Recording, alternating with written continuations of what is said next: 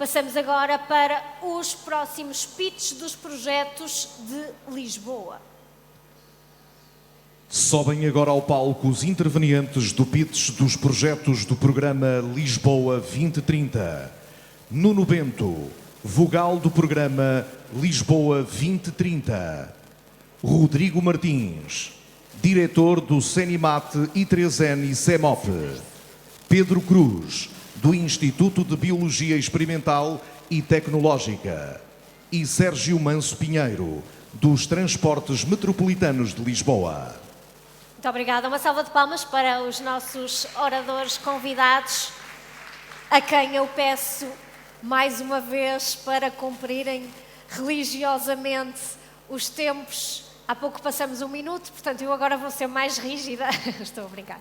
E começamos precisamente com o Nuno Bento, o vogal do programa Lisboa 2030, de quem dou a palavra. Pode falar aqui, ou se quiser num púlpito, como quiser. Eu vou falar em pé. Muito bem. Primeiro agradecer o convite. O papel da mostra dos fundos acho que é muito importante. Nós trabalhamos um bocadinho escondidos, em gabinetes, e queremos claramente que esse papel venha cá para fora, esta importância dos fundos, porque há um papel transformador que importa vincar. Hoje estou cá eu, a minha Presidente está em Bruxelas, mas amanhã estará connosco, e portanto eu vou desafiar-vos para fazer uma viagem naquilo que foi o 2020. O 2020 tem uma história que começa com uma recuperação económica, enfrentámos uma pandemia e aterrámos na conclusão com mais 2 crises em cima. E porquê é que eu estou a invocar isto? Porque o programa de Lisboa, com 50% de taxa máxima de cofinanciamento e 817 milhões, teve que lidar com estas incertezas, porque muitos dos investidores, quando têm que se atravessar com o seu próprio investimento, a questão da confiança tem que lá estar. Eu estou a olhar para o Aquiles, com o meu homólogo do Algarve, e de facto nós temos que ser capazes de mobilizar investimento. Os fundos europeus não é dar dinheiro, é acompanhar o investimento. E isso julgo que é muito importante. Para tentar traduzir, assim, de uma maneira meio rápida, o que é que pode ser uma lógica de intervenção, eu trouxe 2 abordagens. A primeira abordagem, através de projetos estruturantes. Todos nós tentamos ter projetos profundamente estruturantes, que sejam transformadores, disruptivos. Para isso, quero agradecer aos nossos convidados. Eu penso que estamos com um pequeno problema, eu peço que tente este micro. Que vão apresentar 3 projetos que eu julgo que foram estruturantes para Lisboa e que tentaram colocar Lisboa como test-bed, não só para aquilo que estava a ser feito, mas também mobilizador para o resto do país e para aquilo que é o reposicionamento da região capital nas redes de ciência e nas redes de aceleração económica. E depois vou-vos trazer uma segunda abordagem através de um vídeo muito curto, já que temos aqui vários vídeos hoje, onde vamos mostrar aquilo que chamamos que é uma intervenção combinada através de várias medidas que, de acordo com a Comissão Europeia, estão muito bem estruturados com objetivos específicos e com compromissos e que nós tentamos mobilizar com focos territoriais bastante claros para ter o tal papel transformador que eu falava há pouco. Então eu passava a palavra ao nosso primeiro convidado. Ficar aqui a falar, não há problema nenhum, podem ficar aqui a falar. Muito bem. Bem, antes de mais, eu queria agradecer a confiança que foi em nós depositada pela CCDR de Lisboa e Val Tejo. Como foi dito, é uma região que é, de alguma forma, difícil de se desenvolverem projetos, uma vez que temos um financiamento normal de 40% e só em casos extremos é que temos um financiamento de 50%. Eu queria começar por mostrar o investimento que nós fizemos. Esse investimento, aparentemente o vídeo não passa. Aquilo que aconteceu, nós fomos desafiados e nós trabalhamos na área das nanotecnologias E nesse aspecto nós precisávamos de ter uma infraestrutura que nos permitisse, de alguma forma, desenvolver aquilo que nós queremos. Infelizmente está a passar o vídeo que eu quero. Podem ter uma ideia do que é que a gente faz e dos desenvolvimentos que a gente faz.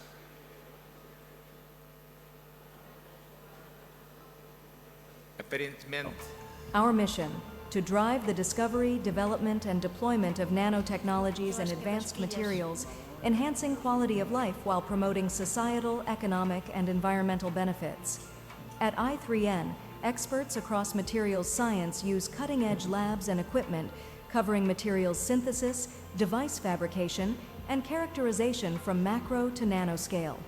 Researchers have access to a powerful local computer cluster and larger Euro-HPC facilities for precise nanoscale modeling. In clean rooms, we advance flexible electronics and solar cells using state-of-the-art deposition tools to create nanostructures like oxides, graphene, and carbon nanotubes. Advanced patterning tools define nanometer-scale features on flexible substrates using technologies like direct laser writing and substrate conformable imprinting. Our custom additive manufacturing setups for metals control microstructure and properties, producing stronger, more resilient alloys. We also use solution-based methods to prepare a range of inorganic materials, including single crystals, polycrystalline fibers, and nanoparticles. Low-cost techniques for thin films include spin coating, doctor blade, and spray coating. We excel in printing technologies for supercapacitors, energy harvesters, and biomedical devices.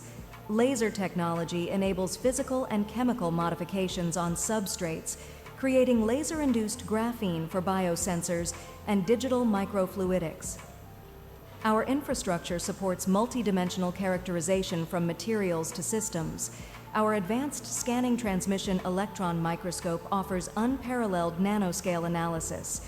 We have multiple scanning electron microscopes for various research needs and atomic force microscopes for atomic level analysis. X-ray photoelectron spectroscopy provides surface analysis of materials, revealing chemical states and elemental composition. Our nuclear magnetic resonance spectrometer and relaxometer analyze porous and soft materials for diverse applications. Optical characterization labs analyze bulk, thin films, nanomaterials, and devices using advanced spectroscopic techniques. Photovoltaic devices are tested in our dark room with solar simulators, spectral response systems, and a lifetime tester. Electrical characterization facilities cover material transport properties to circuit analysis, ensuring thorough assessment of nanogenerators and pressure sensors. At i3N, we lead in developing new materials for various applications, driving innovation and shaping a future where advanced nanotechnologies revolutionize industries and solve global challenges.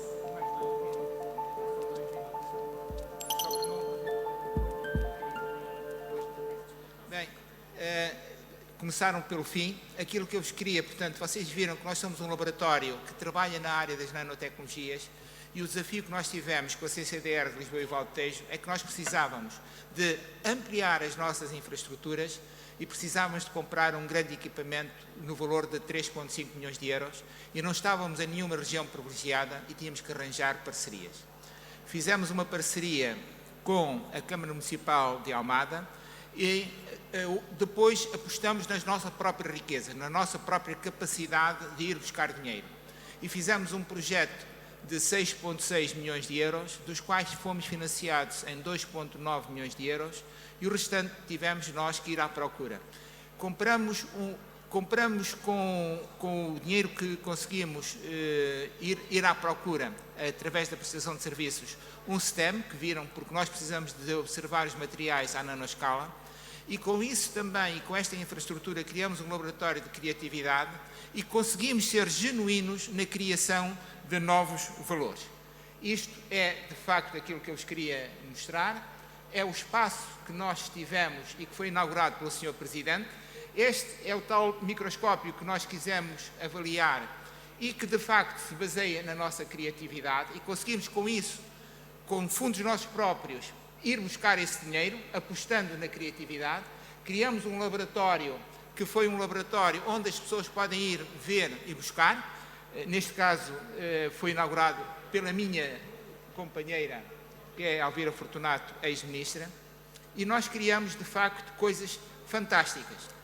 E aquilo que eu quero dizer é que nós criamos e geramos no interior talento. Nós criamos, de facto, aquilo que se chamam grandes projetos criativos para a Europa e para nós. Entre 23 e 24, por exemplo,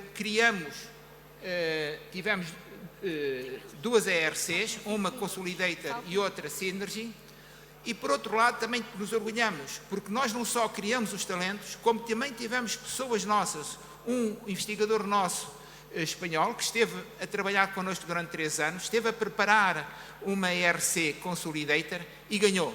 Soubemos o resultado agora no dia 4 de setembro. Portanto, isso significa que nós também temos uma capacidade de exportar conhecimento de primeira água. Por outro lado, conseguimos nestes 2 anos criar projetos sustentáveis que conseguem, de facto, obviamente, ombrear com qualquer outro projeto internacional.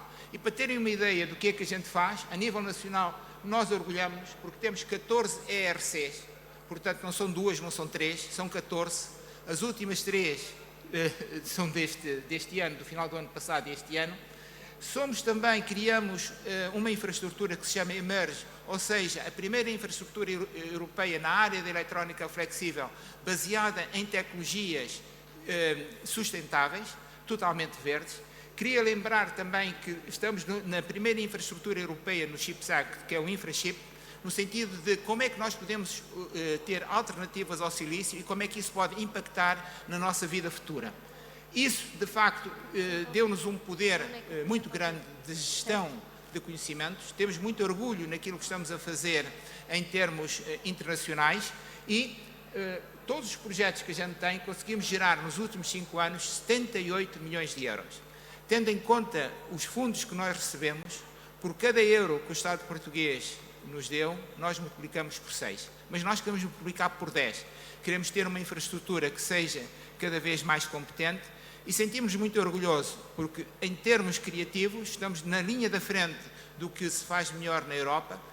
Temos muito orgulho nas bolsas que estamos a dar e na criatividade que estamos a gerar nas chamadas áreas fronteiras e sustentáveis. E só queria terminar dizendo que nós todos conhecemos os Objetivos Sustentáveis das Nações Unidas, que foram criados em 2015.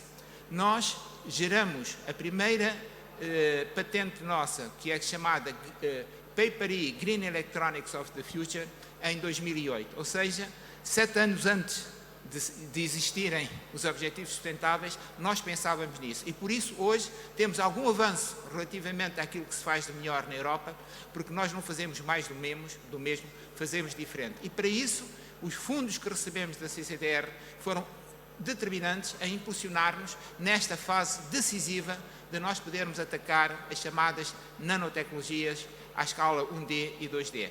Isso sentimos muito orgulhosos e muito obrigado a todos e muito obrigado à CCDR. Muito obrigada, Rodrigo Martins, por esta apresentação. Passamos agora para Pedro Cruz, do Instituto de Biologia Experimental e Tecnológica, que nos vai agora apresentar também o seu projeto. Muito boa tarde.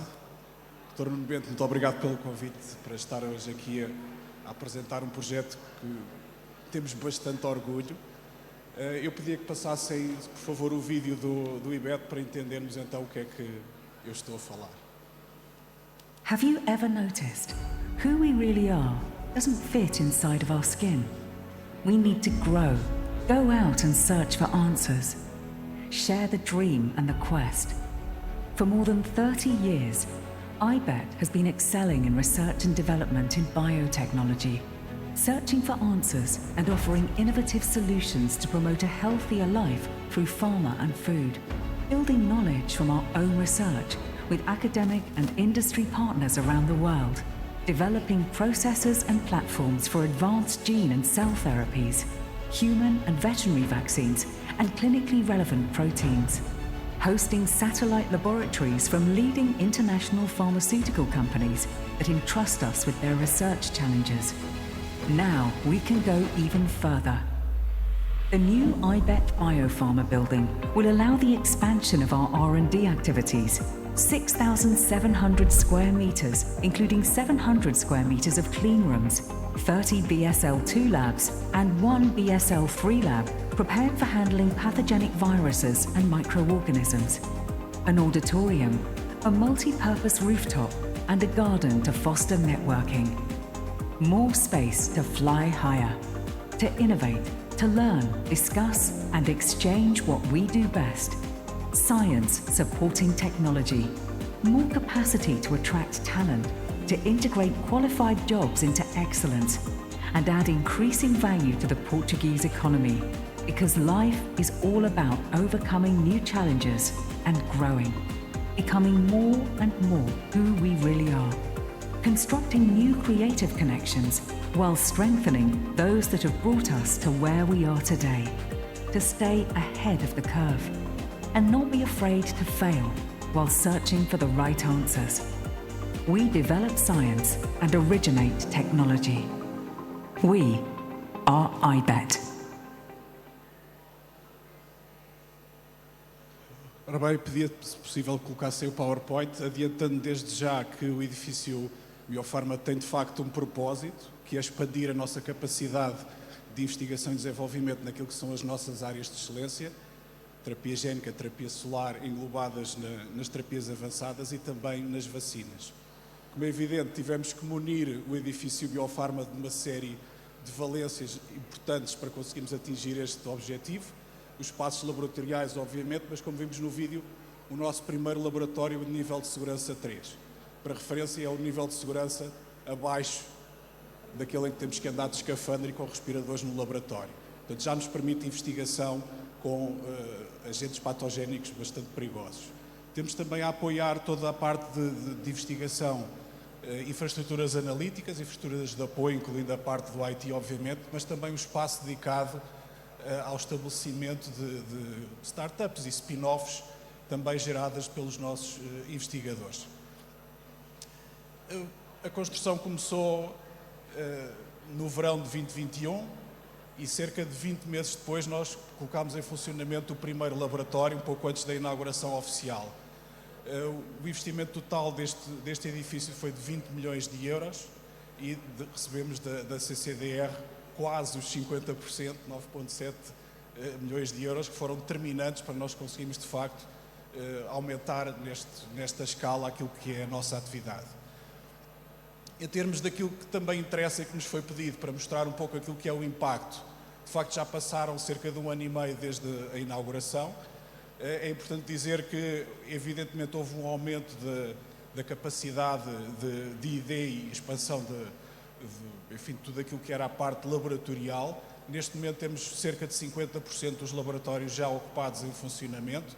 O laboratório de nível de segurança 3 será colocado em funcionamento em 2025, mas o edifício Biofarma não é apenas uma infraestrutura de ID, é também um catalisador de toda a parte de colaboração, inovação e também desenvolvimento económico. Nós regularmente recebemos encontros científicos, seminários de parceiros nossos, enfim, grupos de investigação que se reúnem para discutir tópicos específicos e temos já 2 empresas residentes no Biofarma, sendo que teremos uma terceira também agora em 2025. Por último, mas também bastante importante, é compreender que este investimento que foi feito já gerou ele próprio cerca de 10 milhões de euros adicionais de investimento em adaptação de instalações para algumas atividades e também de novos equipamentos, o que mostra, de facto, há aqui uma multiplicação daquilo que é o investimento que nós fazemos neste tipo de infraestruturas. Termino também, como comecei, a agradecer à CCDR todo o apoio e daqueles que depois transformam este edifício, estes espaços, em realidade. Muito obrigado. Muito obrigada, Pedro Cruz. Terminamos então assim com Sérgio Manso Pinheiro, dos Transportes Metropolitanos de Lisboa. Eu aproveito para falar aqui para tentar fugir àqueles focos que nos bem. torturam. Já está. É uma vez só, no do meio, exato. Obrigado pelo convite de dar 2 ou 3 tópicos. Aquilo que vão ver não é só no essencial aquilo que eu estarei a falar, aquilo que vão ver são os instrumentos e as ferramentas, mas dar também nota disto. O que foi apoiado é um sistema de bilhética e de informação ao público, mas na verdade um sistema de bilhética já não é hoje um sistema de venda e de obliteração de títulos. Evidentemente, eu digo obliteração intencionalmente porque, por um lado, porque tenho idade para ter tido ainda títulos que eram obliterados, dentados num cartão, mas passámos a ter o sistema de bilhética, que é hoje uma ferramenta de gestão de informação ao público, de gestão de contratos, de autoridade de transportes, de planeamento, e, portanto, é nesta lógica que nos íamos centrar. Não é? Só dar aqui um pequeno enquadramento. A área metropolitana de Lisboa tem 13 operadores de transportes de vários modos, ferroviário, fluvial, metropolitano e rodoviário, e cada um desses operadores tem o seu próprio sistema de bilhética. O que nós introduzimos foi uma peça comum que torna comum a todos estes operadores o conjunto de informação, de dados e a centralização dessa mesma informação. Só dar também aqui uma nota prévia que em 2018 a área metropolitana de Lisboa assumiu 4 objetivos prioritários e uma quinta medida instrumental. Os 4 objetivos eram a criação de um sistema tarifário que abrangesse toda a área metropolitana de Lisboa e de baixo custo, o sistema navegante, de preço máximo de 40 euros para toda a área metropolitana de Lisboa, a promoção do concurso que viria a ser o Serviço de Operação Rodoviária da Carris Metropolitana, hoje que operam todos sob a marca da Carris Metropolitana, o desenvolvimento de novos serviços de transporte em sítio próprio e, portanto, todo o planeamento para a expansão de soluções BRT, Light Rail Transport, etc. E, por último, um sistema integrado, uma plataforma integrada de novos serviços e sistemas inteligentes de transporte que nos permitisse alavancar e integrar diversas funcionalidades na área da mobilidade e transportes. E, por último, ter um objetivo para implementar e transformar tudo isto, que foi a criação da Transportes Metropolitanos de Lisboa. No essencial, portanto, este era o projeto. É um sistema mais complexo, portanto, do que um simples sistema de obliteração e que tem como destino final diversas soluções para os passageiros e também para os sistemas de operação e gestão de operação. Uma primeira nota era esta, é que os sistemas de informação ao público são hoje um elemento fundamental porque uma das dificuldades, uma das barreiras na utilização dos transportes públicos é o stress associado ao desconhecimento sobre o que é o tempo de espera, se vem ou não vem, se está atrasado, etc. E, portanto, é uma ferramenta fundamental termos um sistema de informação forte, coeso, em tempo real para todos os passageiros. E esta era, portanto, uma das prioridades. A outra componente é o da acessibilidade. Eu não saber quanto é que custa, se consigo comprar o título a bordo, se posso comprar antes, etc. E, portanto, foram desenvolvidas várias peças para sistemas de vendas do sistema tarifário, de carregamento dos títulos. Estes são os quiosques que permitem obter em menos de 5 minutos, a partir do cartão de cidadão, um cartão do sistema de transportes navegante e carregá-lo imediatamente e, portanto, em 5 minutos estar dentro do sistema de transportes sem problema nenhum. Ele foi desenvolvido, teve sempre a preocupação da integração de pessoas com deficiência nas suas várias componentes, houve testes para ver que funcionava e, portanto, foi posto a funcionar. Cada um dos 18 municípios da área metropolitana de Lisboa tem um destes quiosques que está a tempo inteiro disponível. Uma outra componente e, portanto, uma primeira função, a função de informação ao público em tempo real para todos os passageiros, com informação em app, em sites, etc. Uma segunda função, a de planeamento. Os nossos sistemas de bilhética são sistemas de informação. Permitem-nos fazer a identificação de matrizes OD, identificar a procura por horário, por paragem, por operador, as deslocações que são feitas, onde há serviços que não estão a ter procura, onde há paragens que não têm sentido, etc. E, portanto, essa é uma segunda função. Uma terceira função, a de autoridade tarifária. Ela permite-nos saber as receitas do sistema, mas saber também as receitas por tipo de título, se as pessoas usam mais ocasionais, se usam mais passe de transporte regular, conhecer as receitas do sistema, estimar as receitas da alteração tarifária, os impactos, se isso permite trazer mais passageiros ou não, gerir, por exemplo, as novas gratuitidades, quando se diz vamos ter agora a gratuitidade até aos 23 anos. Quanto é que isso custa? Qual é o impacto de captação? O que é que devemos afetar no crescimento da oferta de transportes, etc. E, por último, para nós também muito decisivo, a questão da gestão de contratos. A Carris Metropolitana, um dos segundos objetivos era a criação da Carris Metropolitana. A TML é a dona do serviço de transporte e, portanto, ela tem que fazer, mas ela é operada por 4 operadores distintos, ela tem que fazer o pagamento dos serviços e ela é paga por quilómetro percorrido. Portanto, nós garantimos que não temos ninguém dentro de um autocarro a verificar que o autocarro fez os serviços e, portanto, temos tecnologicamente um sistema que verifica que todos os serviços foram feitos. Mas o contrato tem, por exemplo, penalizações se houver um nível inferior de 95% dos serviços que arrancam com atraso superior a 2 minutos em relação. E então é automaticamente que o sistema tem que verificar que arrancou o serviço, onde ele está, quantos passageiros, se há validações e cruzar com outros sistemas de contagem de passageiros para verificar se está a ser feita uma fiscalização sobre a validação que cruza com a contagem de passageiros, etc. E, portanto, com isto ter uma ferramenta de gestão de sistemas. Sérgio, peço-lhe para terminar, por favor, estamos mesmo em cima. E para terminar, portanto, há aqui vários sistemas, só para dizer que ele, por um lado, replicou e já foi replicado em todos, para vários sítios. Nós, o que desenvolvemos, partilhámos com a área metropolitana do Porto, com a área metropolitana, com a região de Coimbra e o Metro Mondego, e é hoje a base daquilo que é um projeto nacional, que é o bilhete.pt, e depois dizer que há hoje já uma série de consórcios que estão a ser feitos em função, já assentes sobre isto, como, por exemplo, identificar pontos de congestionamento da rede, do sistema de transportes, etc. Muito obrigada, Sérgio Manso Pinheiro, e terminamos este pitch de projetos com uma última palavra de Nuno Bento, do Lisboa 2030.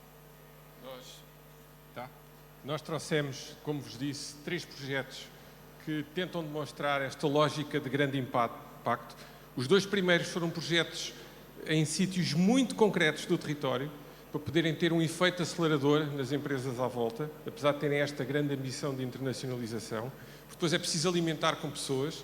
E o último é um projeto claramente de espectro largo, muito alinhado com a política nacional, que é uma coisa que exigem muitas vezes aos fundos regionais, é estarem alinhados com a política nacional.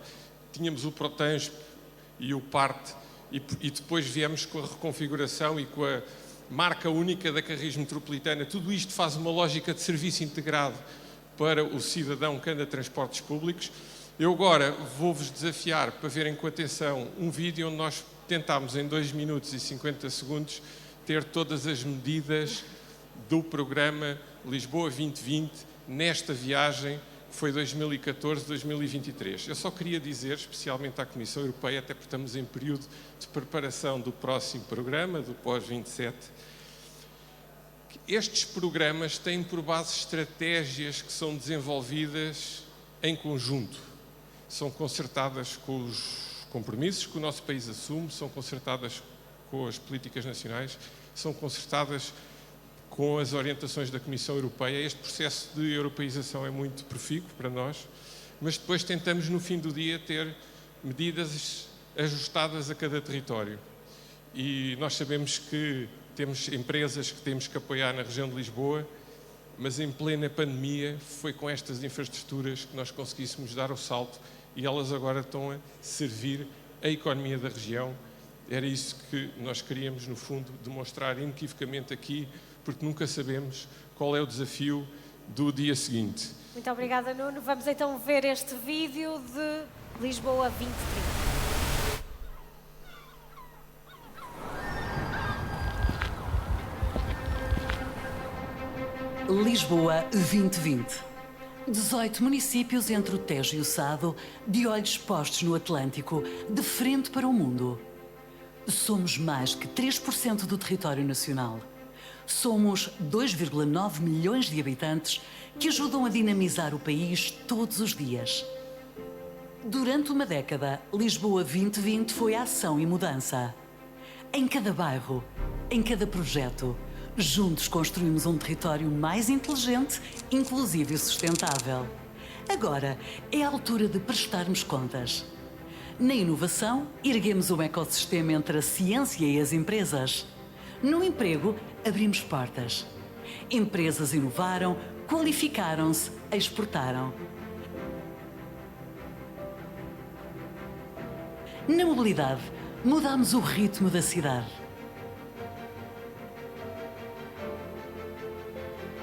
Na saúde e infância, cuidamos de perto.